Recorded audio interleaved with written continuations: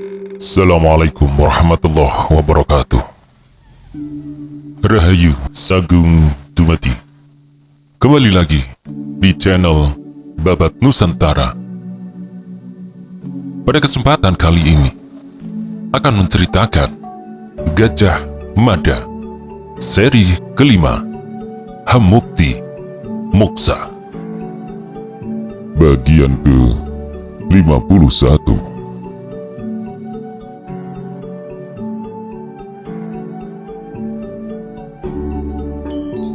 Dia Menur terharu, agak larut Dia Menur dalam memandangi anak gadisnya.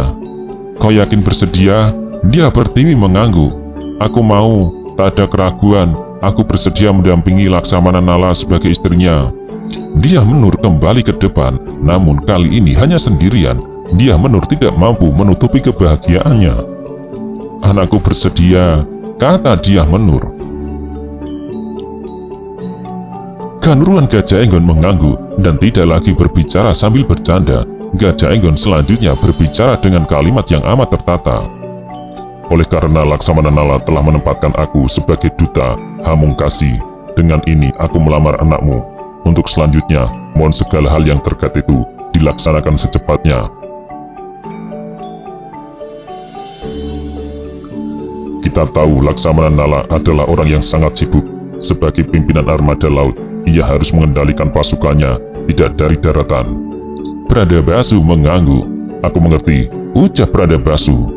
Dan hari itu menjadi hari yang membahagiakan Pradabasu serta Dia Menur. Pasangan suami istri itu juga berharap akan terjadi perubahan pada sikap anak laki-lakinya yang sedang dirundung kecewa.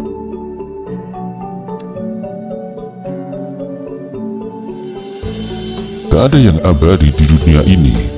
Semua serba berubah, semua serba bergerak, semua menggeliat. Waktu terus bergerak ke depan, tak pernah memberi kesempatan untuk kembali ke masa lalu. Bahkan tidak pernah berhenti. Dari bayi yang lahir, waktu memberi kesempatan kepadanya untuk menjadi dewasa. Waktu pula yang memastikan manusia untuk tua dan mati. Waktu memberi kesempatan pada daun-daun yang semula hijau segar menjadi hijau tua, terus beranjak menjadi labu, kemudian luruh dan membusuk. Yang muda menjadi tua untuk rusak, yang muda menjadi dewasa untuk mati. Ada kalanya tak membutuhkan waktu terlalu lama untuk sebuah perubahan yang amat besar. Gempa bumi yang terjadi hanya dalam hitungan kejap bisa memberikan jejak kerusakan yang amat dahsyat. Gelombang laut bisa membumbung naik dan menyapu apapun serta menggilas nyawa berapapun. Gunung yang meletus dan penyakit juga menjanjikan perubahan. Semua serba berubah, tidak ada yang abadi. Perubahan itu sendirilah yang abadi, abadi dalam sifatnya yang selalu berubah. Waktu yang bergeser 5 bulan menyajikan banyak sekali cerita dan kejadian. Permaisuri Sri Sudewi Padukasori telah melahirkan seorang anak perempuan yang cantik menggemaskan. Kelahiran anak Prabu Hayam Wulk itu disambut dengan sukacita oleh segenap rakyat Majapahit. Anak yang terlahir perempuan itu diberi nama Kusuma Wardani. Semula sebagian rakyat Majapahit ada yang agak kecewa.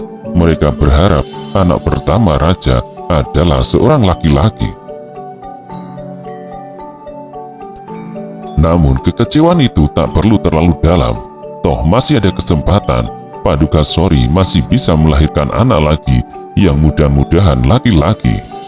Waktu yang bergeser menyajikan pula warta yang mengagetkan Kanuruan Gajah Enggon dan istrinya. Kali ini terkait dengan kenekatan anak lelakinya. Bagaimana Kanuruhan? Tanya Dang Arcaya Semaranata dengan tebal suara yang amat terjaga. Kanuruan Gajah Enggon balas memandang Semaranata dengan amat tajam. Aku tidak bisa merestui Bapak, jawab Kanuruan Gajah Enggon. Dang Arcaya Semaranata berusaha memahami. Akan tetapi ada sisi lain yang harus dilihat. Masalahnya, kata Smaranatha. Penari Tayub itu telah hamil dan Gajah Segara sedang berusaha menjadi lelaki yang bertanggung jawab. Ucapan Dang Arjaya Smaranatha itu tidak dengan serta-merta bisa diterima Kanuruan Gajah Enggon. Penari Tayub itu perempuan murahan yang melayani banyak laki-laki. Lalu kenapa Gajah Segara yang harus bertanggung jawab atas kehamilannya? Siapapun punya peluang sebagai tertuduh, kata Gajah Enggon. Dang Arjaya Smaranatha bisa memahami itu. Orang tua manapun pasti tidak ingin anaknya terjerumus ke arah yang tidak diharapkan. Gajah Enggon dan istrinya benar-benar merasa kecewa. Anak lelaki yang sejak bocah diharapkan menjadi orang yang berguna itu telah berubah. Berbulan-bulan ia tidak pulang ke rumah. Di istana pun Gajah Segara lebih suka menghindari ayahnya. Jadi bagaimana menurutmu? Tanya Dang Arjaya Smaranatha. Anakmu minta aku meresmikan perkawinannya. Apakah aku harus menolak permintaan itu hanya karena orang tua tidak merestui? Gajah Segara punya kilah yang tidak mungkin bisa dibantah siapapun, bahwa sebagai manusia dewasa, ia punya hak untuk menentukan nasibnya. Ia berhak untuk kawin dengan siapapun, tanpa harus bergantung kepada orang lain. Gajah Segara itu pria dewasa yang bisa berkata, tubuhku adalah milikku. Ia berhak berbuat apa saja sesuai dengan kemauannya. Jadi, mengapa harus bergantung kepada orang lain? Bagaimana kalau Gajah Segara beralasan seperti itu? Apakah jawabmu? Apa yang disampaikan Dang Arjaya Kaisawan itu menyebabkan Kanuruan Gajah Enggon dan Nyai Rahi Sunelo cemas. Berita yang dibawa Dharmayaksa Kaisawan itu menyebabkan Nyai Rahi Sunelo resah. Namun sebenarnya sudah sejak lama Rahi Sunelo merasa gelisah. Sejak berhubungan dengan Diah Ganitri itulah Gajah Segara bagi lupa pulang. Pagi itu tiba-tiba Dharmayaksa Kaisawan dan Arjaya Smaranatha datang untuk mengabarkan keinginan Gajah Segara mengawini Diah Ganitri.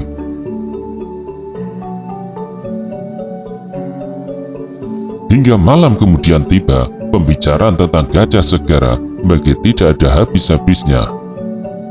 Apakah harus kita restui? Tanya Rahi Sunelo. Kanuruan Gajah Enggon berbalik dan memandang tajam istrinya. Perempuan yang menjadi pilihan anakmu itu bukan perempuan baik-baik, jawab Gajah Enggon. Ia seorang penari Tayub. Ia menari dengan seluruh laki-laki di negeri ini.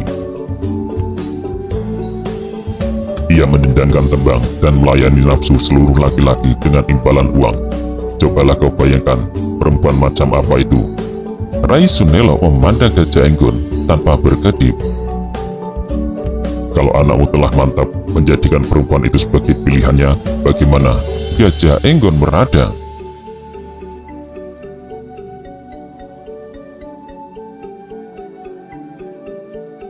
Gajah Segara bukan pemuda yang masih bodoh. Ia belum pernah berhubungan dengan gadis manapun. Ketika ada perempuan nakal yang menggodanya, ia merasa tidak ada lagi perempuan lain selain perempuan itu. Perempuan itu hamil karena perbuatan orang lain, dan ia sangat butuh seorang suami.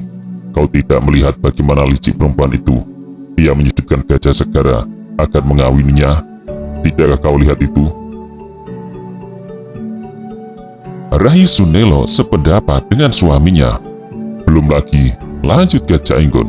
Temenggung Macan Liwung telah bulat pada keyakinannya bahwa rombongan Tayub itu benar-benar kepanjangan tangan pihak tertentu di Sunda Galuh yang ingin melakukan balas dendam.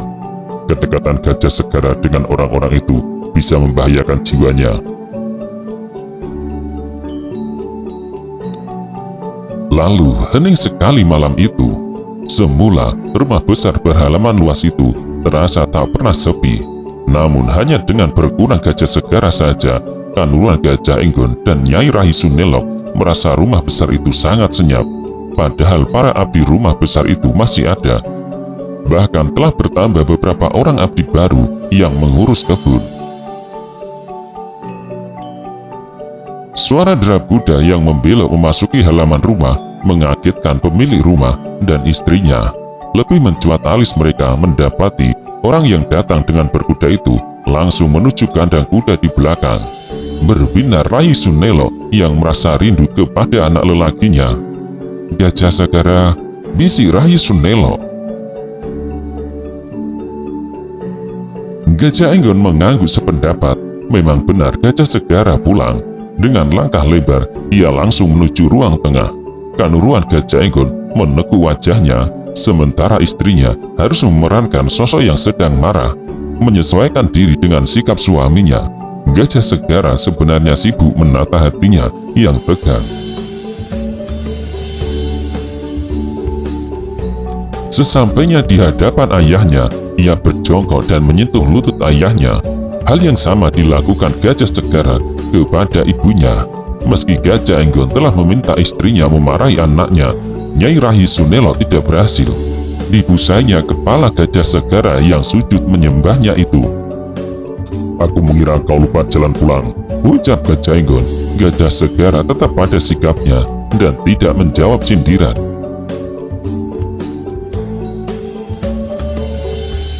"Duduklah," kata ibunya. Perintah itu dipenuhi. Gajah Segara duduk di sebelah ibunya. "Untuk keperluan apa kau pulang? Selama ini kau tidak pernah pulang, tidak pernah menemuiku atau menemui ibumu. Kau akan bicara soal mengawini penari Taib itu?" Lurah prajurit Gajah Segara berusaha menenteramkan hati. Bagaimanapun ia sadar telah membuat kecewa kedua orang tuanya.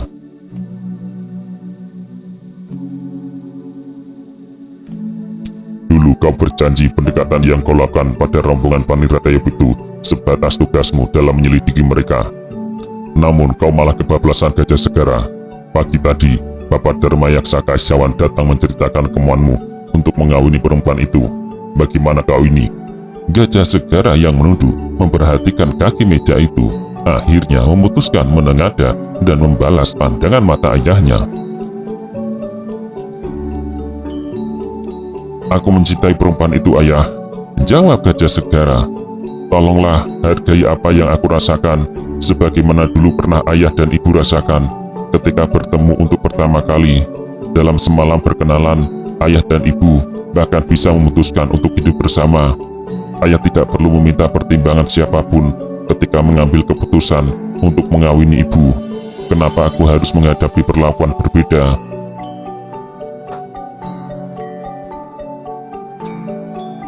Apa yang disampaikan Gajah Segara itu menyebabkan Gajah Enggon melirik Rai Sunelo. Yang dilirik agak tersipu. "Kau main-main dengan bahaya. Derajatmu akan menjadi rendah dengan mengawini penari Taib itu," balas Gajah Enggon. Gajah Segara meradang. "Memang kenapa? Apa salahnya dengan penari Taib?"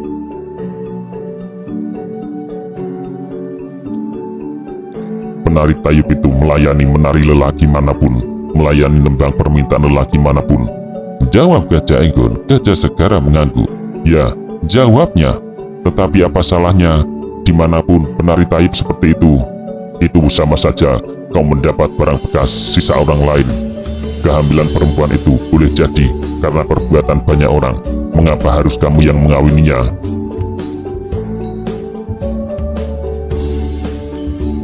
Ucapan ayahnya itu rupanya mampu menaikkan sudut alis Gajah Segara. "Sebuah dugaan yang amat salah," jawab Gajah Segara tegas. "Kehamilan Ganitri karena perbuatanku. Ia masih perawan ketika kami melakukan pertama kali. Selama ini ayah sering menasihatku, sebisa mungkin aku harus bisa menjadi lelaki yang bertanggung jawab. Kalau aku berbuat tetapi tidak bertanggung jawab, itu sama halnya dengan aku ini seorang lelaki pengecut." Jawaban yang diberikan anaknya dengan nafas tersengal itu mengagetkan Gajah Enggon. "Pilihan mana menurut ayah yang harus aku ambil?" lanjut Gajah Segara. "Aku menodainya dan menjadi penyebab kehamilannya. Haruskah aku tinggalkan dia Ganitri begitu saja? Lantas bagaimana dengan anakku? Bagaimana tanggung jawabku terhadap cucu ayah dan ibu?" Bantahan yang diberikan Gajah Segara menyebabkan ayahnya agak bingung. Rai Sunelo menyentuh pundak anak lelakinya. "Apakah memang begitu keadaanmu?" tanya Rai Sunelo. Gajah Segara kurang paham. "Maksud ibu, kau yakin perempuan yang kau kehendaki menjadi istrimu itu bukan perempuan yang melayani banyak orang di tempat tidur? Gajah segera menoleh kepada ibunya.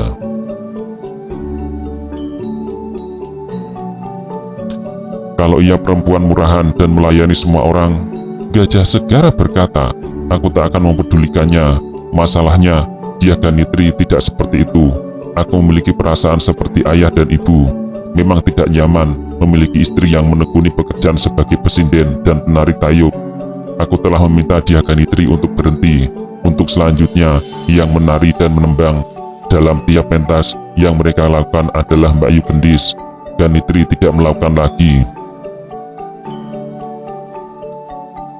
Rai Sunelo mencerna semua yang disampaikan anak lelakinya itu tanpa ada satupun yang tercecer. Temenggung Macan Liwung memastikan mereka adalah mata-mata dari Sunda Galuh. Tambah Rai Sunelo, Gajah segera menyilangkan kedua telapak tangannya.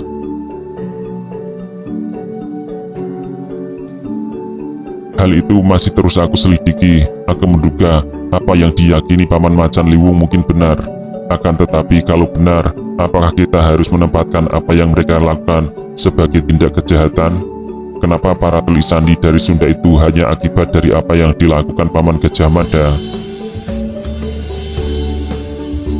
Kalau terbukti benar mereka mata-mata Sunda Surawisesa dengan tugas khusus itu, aku akan berupaya menyadarkan mereka.